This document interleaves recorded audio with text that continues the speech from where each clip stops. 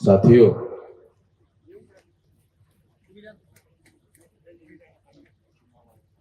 आज जो कार्यक्रम हो रहा है भारत मुक्ति मोर्चा के द्वारा महाराष्ट्र राज्य स्तर का चलो गांव की ओर का जो कार्यक्रम है, ये आज राज्य स्तर का कार्यक्रम हो रहा है और ऐसे कार्यक्रम सारे देश भर में हो रहे हैं। लगभग 32 राज्यों में ऐसे कार्यक्रम हो रहे हैं। तो ये कार्यक्रम लेने का हमारा क्या मकसद है, इसे जानना और इसे समझना बहुत ज्यादा जरूरी है। साथियों, देश में संविधान के द्वारा पहले हर 21 साल के व्यक्ति को वोट का अधिकार बहाल किया गया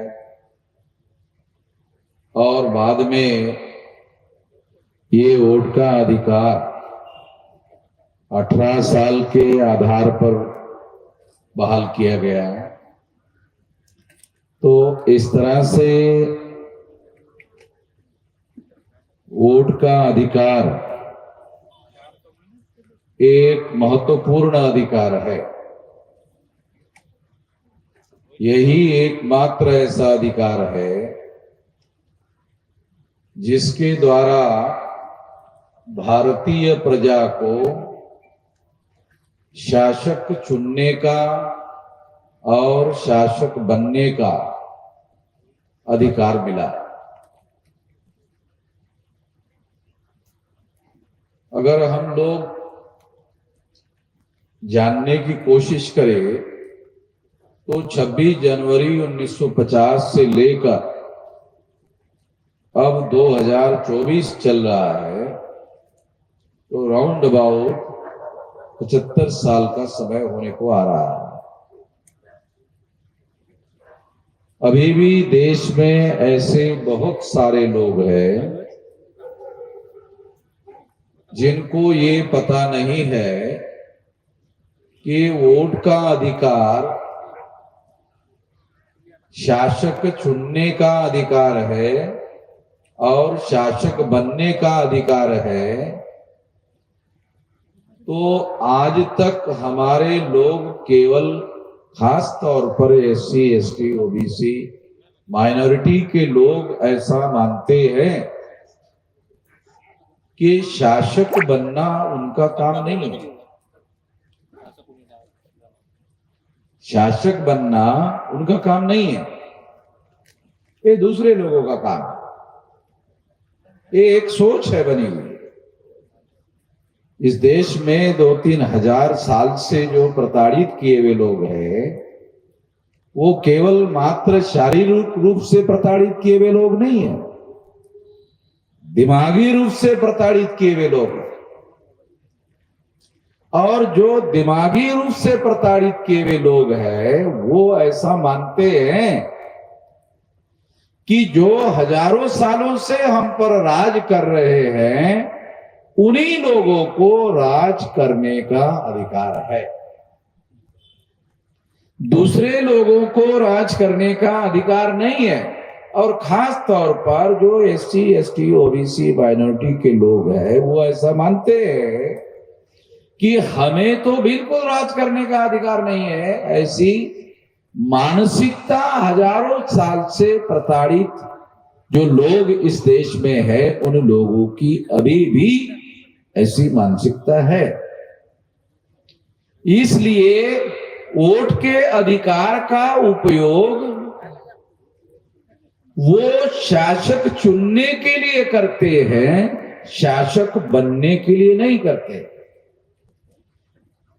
बहुत सारे लोगों को ये भी समझ में नहीं आता होगा कि शासक चुनने का और शासक बनने का क्या फर्क है। आमतौर पर शासक चुनने का काम जब किया जाता है तो वो दूसरों को चुना जाता है। मगर वोट के अधिकार में जब शासक बनने का अधिकार है, तो शासक बनने का अधिकार शासक चुनने के अधिकार से बड़ा अधिकार है। शासक चुनने के अधिकार से शासक बनने का अधिकार बड़ा अधिकार। वोट के अधिकार में दो अधिकार शामिल है। ये काम भी फुले शाहू आंबेडकरी आंदोलन चलाने वाले जो लोग हैं, वो लोग सारे देश भर में जो एससी एसटी ओबीसी माइनॉरिटी के लोग हैं, उन लोगों को ये बात भी हम लोग अभी तक समझाने में कामयाब नहीं। अगर ऐसा समझाने में हम कामयाब हो गए होते तो ये परिस्थिति नहीं रहती। कौन सी परिस्थिति? कांग्रेस जाती है तो बीजेपी आती है, बीजेपी जाती है तो कांग्रेस आती है। इसमें कोई बहुत बड़ा बदलाव हम नहीं देखते। कांग्रेस की स्थापना 1885 को चटर्जी, मुखर्जी, बनर्जी, गोखले, तिलक, आगरकर इन ब्राह्मणों ने की। इसका मतलब है कांग्रेस ब्राह्मणों के द्वारा स्थापित संगठन है। उन्होंने ये संगठन क्यों स्थापित किया? तो उनको एहसास हुआ था कि अंग्रेजों ने हमें गुलाम बनाया, तो हमें ये गुलामी खत्म करनी है। तो अंग्रेजों से आजादी हासिल करने का लक्ष्य, उद्देश्य लेकर ब्राह्मणों ने संगठन बनाया। कांग्रेस सारे देश के तमाम बहुसंख्यक लोगों का और उसके आजादी का आंदोलन चलाने के लिए ये संगठन चलाया गया, शुरू किया गया। अगर इसका डॉक्यूमेंट्री अध्ययन करो तो आपको डॉक्यूमेंट्री एविडेंस मिल जाएंगे कि ऐसा नहीं किया गया। इसके डॉक्यूमेंट्री एविडेंस है। कांग्रेस के द्वारा जो भी डॉक्यूमेंट्री एविडेंस अवेलेबल है, ये डॉक्यूमेंट्री एविडेंस है। ये सभी लोगों के आजादी के लिए आंदोलन नहीं शुरू किया गया। और सभी लोगों के लिए अगर ये आजादी का आंदोलन शुरू किया गया होता तो ज्योतिराव फुले इस आंदोलन में शामिल होते। ज्योतिराव फुले को रानडे के द्वारा ये कहा गया इस आंदोलन में शामिल होने के लिए, मगर ज्योतिराव फुले ने इस बात को मानने से इनकार कर दिया। कांग्रेस ने जो स्थापना किया था उस संगठन का नाम था राष्ट्रीय सभा, नेशनल कांग्रेस। उस समय राष्ट्रीय सभा ऐसा शब्द प्रयोग था प्रचार में, राष्ट्रीय सभा, नेशनल कांग्रेस। तो ज्योतिराव फुले को उसमें शामिल होने के लिए कहा गया, क्योंकि उस समय ज्योतिराव फुले ही हमारे तमाम लोगों का नेतृत्व कर रहे थे। तो उन्होंने कहा, रिकॉर्ड में है, अरे ही कसली राष्ट्रीय सभा, ही तर ब्राह्मण महासभा। हे रेकॉर्ड मध्ये इसका अर्थ असा, इसका अर्थ ये है कि उस समय के हमारे जो नेता थे वो इसके बारे में सतर्क थे। ये इसके बारे में वो सतर्क थे और दूसरों को सतर्क करने का भी काम कर रहे थे। कांग्रेस ये संपूर्ण समाज का प्रतिनिधित्व करने वाला संगठन था, ये बात सही नहीं थी। और जब अंग्रेज चले गए तो ट्रांसफर ऑफ पावर, एक ब्राह्मण को ट्रांसफर ऑफ पावर करके चले गए। एक तो जो आजादी की बात कही जाती है, तो 15 अगस्त 47 को ट्रांसफर ऑफ पावर हो गया। अगर हम ट्रांसफर ऑफ पावर का सिद्धांत समझने की कोशिश करें तो अंग्रेज थे, उन्होंने जवाहरलाल नेहरू को पावर ट्रांसफर कर दिया। अंग्रेज चले गए, ब्राह्मण भारत के हुक्मरान हो गए। ये बहुत क्लियर दिखाई देता है, बहुत क्लियर समझ में आता है।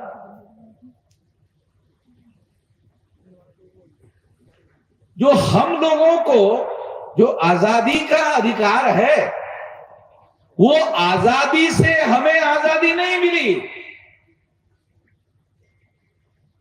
ये कॉन्सेप्ट मैं थोड़ा आप लोगों को समझाना चाहता हूं। ब्राह्मण अंग्रेजों के गुलाम थे, हम ब्राह्मणों के गुलाम थे। ब्राह्मण अंग्रेजों के गुलामी से आजाद हो गए। इसका मतलब ये थोड़ी था कि हम जो ब्राह्मणों के गुलाम थे वो आजादी से आजाद हो गए।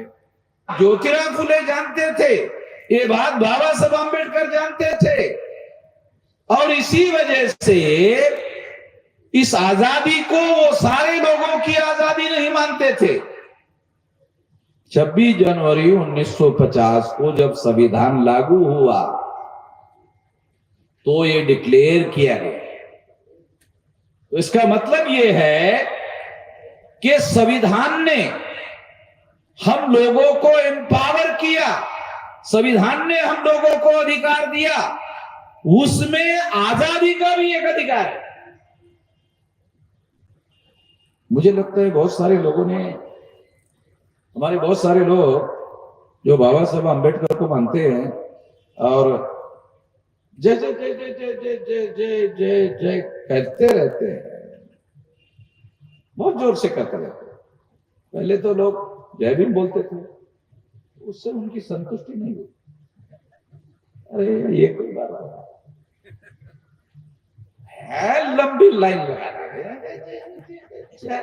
जेवढं जोर था म्हणजे त्याचा प्राणवायू संपणार नाही याची खबरदारी घेऊन तेवढं पर्यंत बोलतो।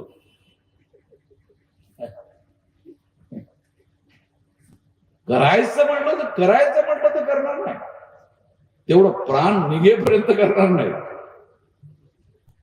तेव्हा मैं आप लोगों को ये बात इसलिए समझा रहा हूं कि 26 जनवरी 1950 को जो संविधान लागू हुआ, उस संविधान में हम लोगों को आजादी का भी अधिकार मिला। अगर आप संविधान पढ़ लो, संविधान, हमारे बहुत सारे लोग जो हैं, तो मैंने कई लोगों को पूछा, उनको संविधान पर बड़ा गर्व होता है, गर्व होना भी चाहिए, करना भी चाहिए। तो मैंने कुछ लोगों को पूछा, संविधान पढ़ा? अजीब तरीके से मेरी तरफ देखने लगे, क्या आदमी है, संविधान पढ़ा? अरे ये क्या? वो मेरे तरफ सवाल की नजर से देखने लगा, सवाल नहीं पूछा, मगर उसका चेहरा बोल रहा था, अरे ये क्या सवाल? मैंने कहा ठीक है, थोड़ा कठिन सवाल है, छोटा कर देता। देखा देखा ये ज्यादा कठिन नहीं है। फिर भी उसके सामने सवाल खड़ा, देखा भी नहीं, कहा कैसे जाए, देखा। फिर मैंने कहा और छोटा कर देता, आसान कर देता हूं तेरे को। दूर से देखा, किलोमीटर से दूर से किसी ने कहा तुमको ये संविधान है और तुम किलोमीटर तक खड़ा था, ऐसा? फिर उसने ये भी नहीं किया।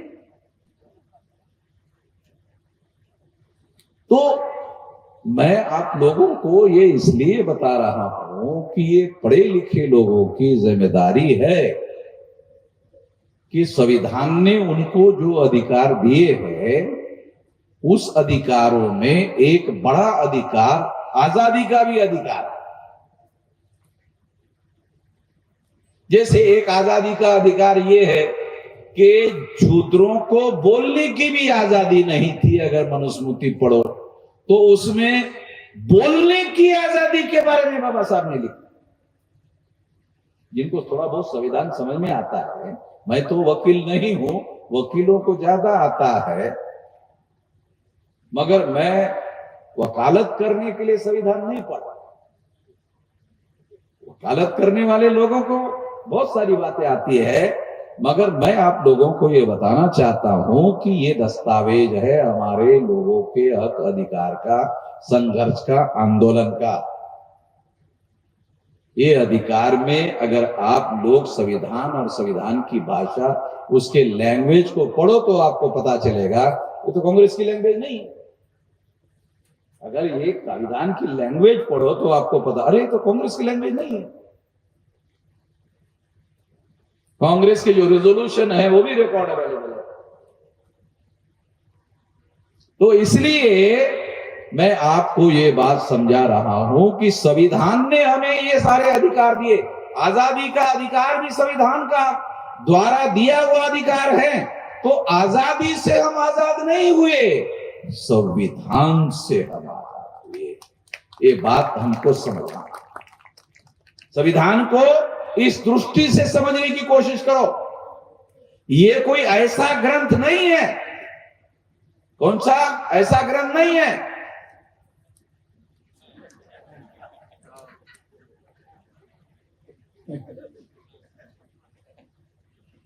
वो थोड़ा देखो, खोलो, पढ़ो। वो जो बहुत शॉर्ट लाइन लिखी हुई है उसका क्या अर्थ है, वो हमारे लिए किस तरह से लिखा, वो उस तरीके से उसको जानो, उसको समझो। तो अरे बाबा साहब ने ये शब्द ऐसे ही क्यों लिखा, तब आपको समझ में आएगा कि हाँ हमारे लिए लिखा हुआ, हमारे समस्याओं को ध्यान में रखते हुए।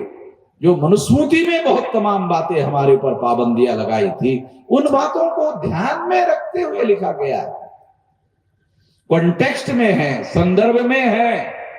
तो इस तरीके से जानने की, इस तरीके से समझने की जरूरत है। इसलिए कहता हूं संविधान ने हमें आजादी दी। आजादी के आंदोलन ने हमें आजादी नहीं दी, संविधान ने हमें आजादी दी। संविधान ने, आप हैरान हो जाओगे, शायद बहुत सारे दुनिया के देशों में वो कॉन्सेप्ट संविधान में है या नहीं मालूम नहीं है। मैंने तमाम देशों के संविधान का अध्ययन नहीं किया, मगर भारत के संविधान में फंडामेंटल राइट नाम का जो कॉन्सेप्ट है उसे बहुत केयरफुली पढ़ने की, जानने की, समझने की जरूरत है। Right and fundamental right, the difference between right and fundamental right. Fundamental right deny करने का सरकार बीजेपी की हो, सरकार कांग्रेस की हो, या ए नाम का ब्राह्मण हो, बी नाम का ब्राह्मण हो, कोई भी हो, किसी सरकार को जो मौलिक अधिकार है, फंडामेंटल राइट है, वो डिनाय करने का अधिकार नहीं। ये अधिकार अगर किसी सरकार ने, किसी अधिकारी ने डिनाय करने की कोशिश की, मैं आपको मेरा एग्जांपल आपको बताता हूं। कई जगह मुझे सरकार ने परमिशन नहीं दिया कार्यक्रम के लिए, मैंने फिर भी किया, नहीं दिया फिर भी किया, और पुलिस वाले आकर सिक्योरिटी कर रहे थे, मैं उसके लिए उनका धन्यवाद भी किया। क्योंकि संविधान के आर्टिकल 19 के तहत ये हमारा मौलिक अधिकार है, साले किसी के बाप का दिया हुआ नहीं है। ये केवल अधिकार नहीं है, ये मौलिक अधिकार है, ये फंडामेंटल राइट है। और फंडामेंटल राइट की सुरक्षा करने का अधिकार सुप्रीम कोर्ट के पास भी है आर्टिकल 32 के तहत। किसी प्रशासनिक अधिकारी के पास अगर आपका रिकॉर्ड किसी हिंसा को प्रोत्साहन देने का नहीं है, गैर कानूनी तरीके से लोगों को भड़काने का नहीं है, मैं तो इसके बहुत सख्त खिलाफ हूं। हमारे कुछ लोगों ने ऐसा करने की कोशिश की, मैंने ही उनको संगठन से निकाल दिया, सरकार ने बाद में निकाला, मैंने ही उनको निकाल दिया कि मैं कानून और संविधान के दायरे में रहकर काम करने का आदी हूं, क्योंकि ऐसा करने से ही इतना सारा कर सकते हो। इतने तमाम अधिकार हम लोगों को बहाल हुए हैं, बहुत बड़े पैमाने पर ये अधिकार हमें बहाल हुए हैं, मगर जैसी जरूरत मैं करता हूं या कर सकता हूं, हर नागरिक नहीं कर सकता। हर नागरिक के पास इतनी औकात नहीं है, इतनी हिम्मत नहीं है, ना हो सकती है। इसलिए हमें इससे आगे बढ़ने की जरूरत है, इसे सही तरीके के संदर्भ में आगे बढ़ने की जरूरत है। और इसलिए मैं आप लोगों को यह बात बता रहा हूं कि हम लोगों को जो संविधान ने वोट का अधिकार दिया है, और इस वोट के अधिकार में शासक बनने का अधिकार दिया है, ये बनने का अधिकार कैसे पूरा होगा? क्या कोई आदमी जो शासक बना हुआ है, राजा बना हुआ है और हजारों सालों से बना हुआ है, वो आएगा हमारे पास? कांबळे साहेब 2-3 हजार वर्षापासून करून थकलो आता है, तुम्ही राजा हो, ऐसा कोई भी दुनिया में बोलने वाला नहीं है, किसी को भी बोलने वाला नहीं है। कांबळे साहेब खूप थकले, 2000 वर्षापासून हे राज्य मी चालवून राहिलो, आता तुम्ही चालवा। ऐसा कहीं पर भी हुआ नहीं है, कहीं पर भी होने वाला नहीं है। हम लोगों को ये बात हासिल करने को, और ये हासिल करने के लिए इसको हम लोगों को जो कोशिश करना है वो बहुत महत्वपूर्ण बात है। और इसके लिए ये बात मैं आप लोगों को समझा रहा हूं कि इसके लिए आपको राष्ट्रव्यापी संगठन का निर्माण करना होगा। मैं 18 साल कुछ महीने की मेरी उम्र रही होगी, अभी मेरी उम्र 67 साल की है। 18 साल कुछ महीने की उम्र का मतलब यह है कि कानून में 18 साल व्यक्ति जिसका उम्र होती है उसको भारत में सेंट्रल गवर्नमेंट और स्टेट गवर्नमेंट में जॉब मिलता है, कानून ऐसा रूल है भारत में। अमेरिका यूरोप में शायद इससे कम उम्र के लोगों को मिलता हो, मगर भारत में 18 साल के व्यक्ति को कानूनन आपको सरकारी जॉब मिल सकता है। 18 साल निर्धारित है। तो ये 18 साल समाप्त होने के बाद हम जब किसी जॉब में लगे और किसी जॉब में जब हम पहुंचे तो हम लोगों के पास ये अधिकार आया, साधन आए। हम लोगों के पास साधन तो होते नहीं है, हम लोगों के पास नौकरी आने के बाद साधन होते, कुछ काम करने के लिए हमारे पास साधन होते, और उस साधन का उपयोग हम लोगों को करना होता है। कुछ लोग अपने निजी काम के लिए उन साधनों का उपयोग करते हैं, और हमने जो जॉब हमको मिला वो 100% रिसोर्सेस मैं इस संगठन बनाने के काम पर खाता हूं। मेरे सैलरी में जो मुझे सैलरी मिलती थी वो 100% पैसा मैं केवल इसी काम पर खर्चा करता था। एक नया पैसा मैं मेरे परिवार के लोगों को नहीं देता था, इसी काम के लिए खर्चा करता था। और संगठन निर्माण किए बगैर बड़ा परिवर्तन होने वाला नहीं है। जितना बड़ा परिवर्तन हम चाहते हैं उतना बड़ा संगठन हमको बनाना होगा। 18 साल कुछ महीने के बाद से 67 रनिंग चल रहा है। डेली ही ये काम मैं कर रहा हूं। कल दिल्ली में आज नागपुर में हूं, कल पूना में हूं, फिर उसके बाद बॉम्बे में हूं। तो ये डेली है। मेरे 18 साल के उम्र में मैं डेली करता था, 67 साल की उम्र में भी कर रहा हूं। तो वैसे देखा जाए तो शारीरिक क्षमता के आधार पर आदमी इतना नहीं कर सकता है। ये आपके अंदर जब तक मानसिक क्षमता नहीं होगी तब तक ये काम आप नहीं कर सकते। ऐसा तभी कर सकते हैं जब आपका कोई लक्ष्य हो, आपका कोई मकसद हो, आपका कोई उद्देश्य हो। उस उद्देश्य पूर्ति के लिए आप शारीरिक और मानसिक शक्ति का एकाग्र होकर उपयोग कर सकते हैं और इससे लक्ष्य और उद्देश्य साध्य किया जा सकता है। तो इसके लिए हमने कोशिश की, इसके लिए प्रयास किया। आप लोग सुनकर हैरान हो जाओगे कि अभी हमारे 32 राज्यों में 625 जिलों में हमारा संगठन है।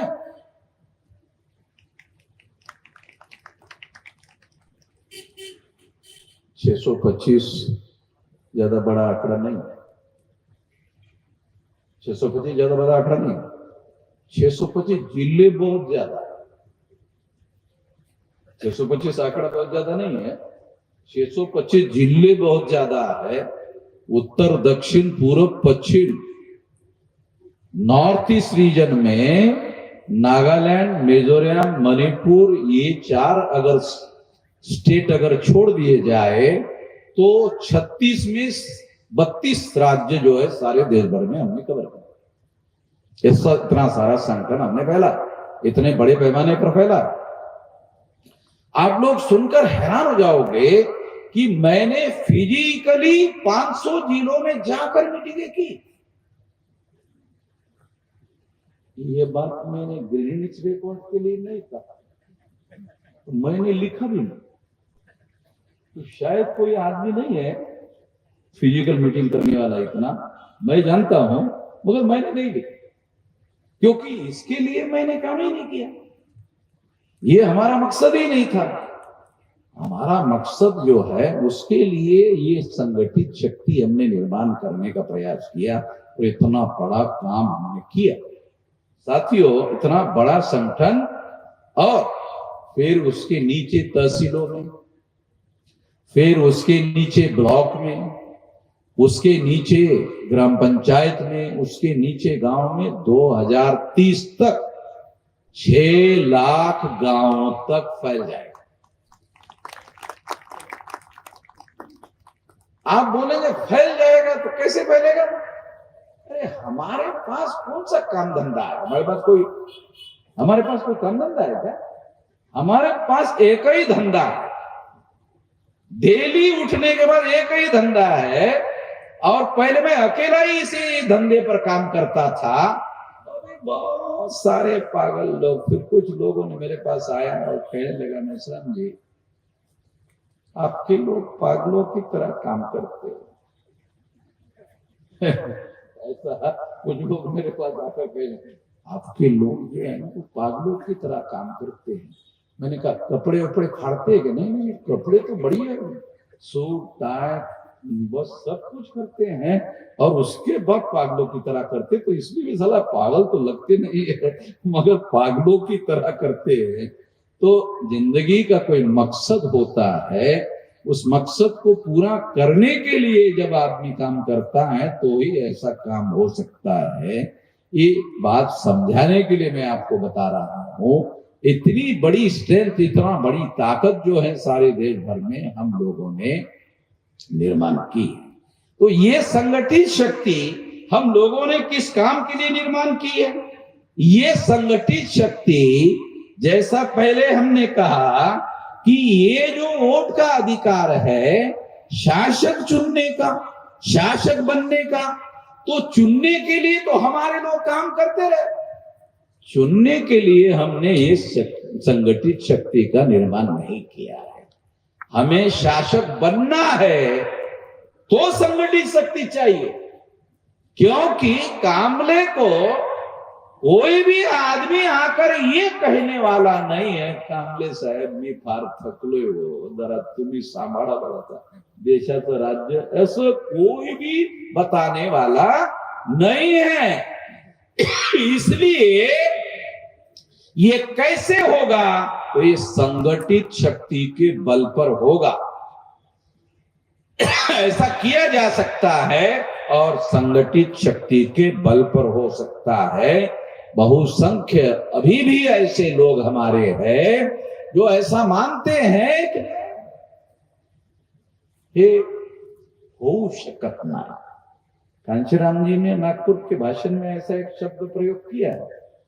वो हिंदी भाषी बोलते थे, पंजाबी उनकी मातृभाषा है, होऊ शकत नाही हे त्यांच्या भाषणामध्ये कि महाराष्ट्र में मैंने ये सीखा, होऊ शकत नाही। रिपब्लिकन पार्टी के लोगों से हमने बात की, उन्होंने मुझे कहा तुम्ही म्हणता हे होऊ शकत नाही। तो मैंने आरपीआई के लोगों को अपना मार्गदर्शन स्वीकार किया, तो करूनच दाखवायचं,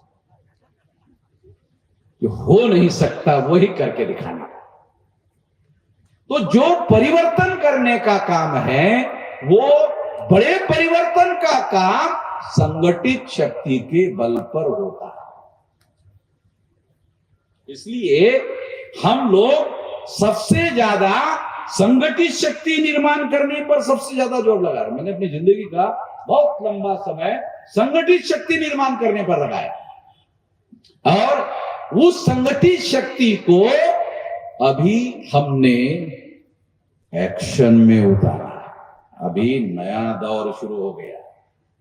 संगठित शक्ति निर्माण करने का कार्य कर रहे थे, अभी पढ़े लिखे लोगों को संगठित करने का काम छोड़कर अभी हमने मासेस को संगठित करने का काम शुरू किया।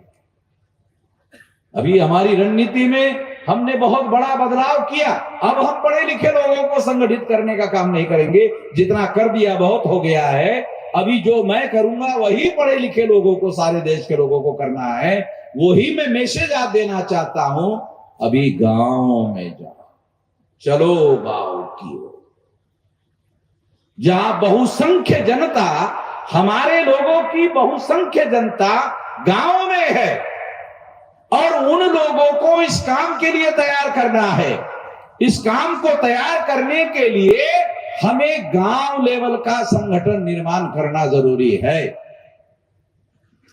ऐसा मैं पहले सोचता था, अभी उससे आगे सोचना शुरू कर दिया। अभी संगठन को गांव लेवल का नहीं, बूथ लेवल का संगठन बना।